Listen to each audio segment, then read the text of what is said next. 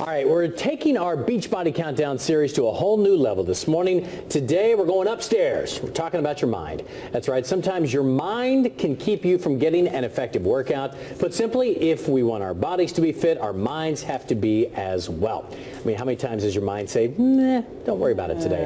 Our fitness expert, Nick Parker, joins us now with effective tricks for a good, effective workout. Good to see you. Appreciate you being here. Yep. Okay, let's talk about that. The mind issue. I'm sure you see a lot of clients who are like, not today, I'm not feeling like it. It is. You know, we don't think about, we don't think about how important our mind is when it comes to our workout. But I want to preface it with this, is I'm not talking about you can actually burn fat by sitting there just going, right? It didn't work? You had, too bad, right? What you do need to do, though, is you need to engage what you're thinking about so that way your workouts improve. You can have a workout that is 50% more effective just by being mentally engaged in the actual workout and have some goals set up, be engaged mentally, and be into it and be dialed in. I think people go through these, I'll call them mood swings, because right now I have no motivation. Right. You know, in another month I might be super motivated. Right. How do you get past that to where you don't lose all your progress in the times when you're not motivated? Right, exactly. Well, there's a couple of tricks that I use, and this is not really what we're going to talk about today. We'll talk about that in a second. But I start reading.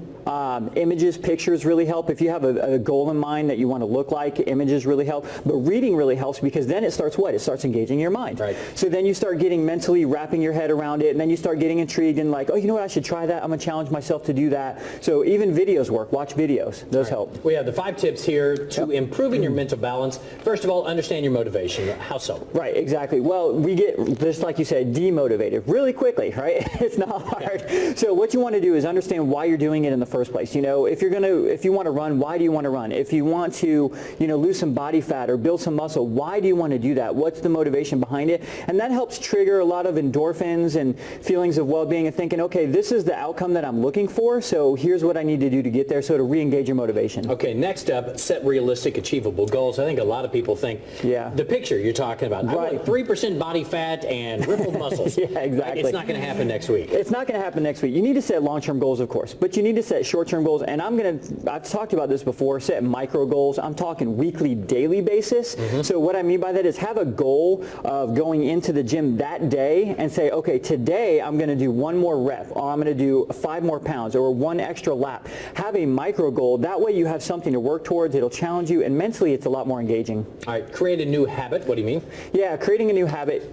It's hard if you're all over the place. So if one day you're at 6 a.m., one day you're at 5:30, one day, it's just really hard to develop new habits. So what you want to do is be very consistent, work out at the same exact time every day. There's a physiological response that your body will have to that, and mentally it'll help you get on board with the new habit. Next up, if it's not fun, you're not going to stick with it. So you need to find something that's actually enjoyable. Listen, if you're like, oh, this sucks, I don't want to do it, you're not going to stick with it. So what you want to do is you really want to make sure you're having a lot of fun, being surrounded by people that you're doing it with that are fun. The actual program or whatever you're doing itself, the workout itself has to be engaging. Listen, this is your adult recess. We don't give recess anymore. You have to have some sort of activity. So this is your adult recess. It should be fun for you. And finally here, you say integrate fitness into your life. How do you do that? Listen, do you brush your teeth for 6 weeks and then stop and say, I'm good? No, you got to keep going. So you want to make sure that you develop it as a lifestyle. Our bodies don't respond well at all to a sedentary lifestyle. Mentally, physically, emotionally, you really need to be active on a daily basis, even if it's just getting out for a walk, riding your bike or something like that. So build it into your lifestyle. Think long-term. Think this is just something I'm going to make part of my life instead of just short-term and I'm out. All right, good stuff. Nick, what's your website? People want to check you out. NickParkerFitness.com. Nick, good to see you. Appreciate good to see you too. All right, it is.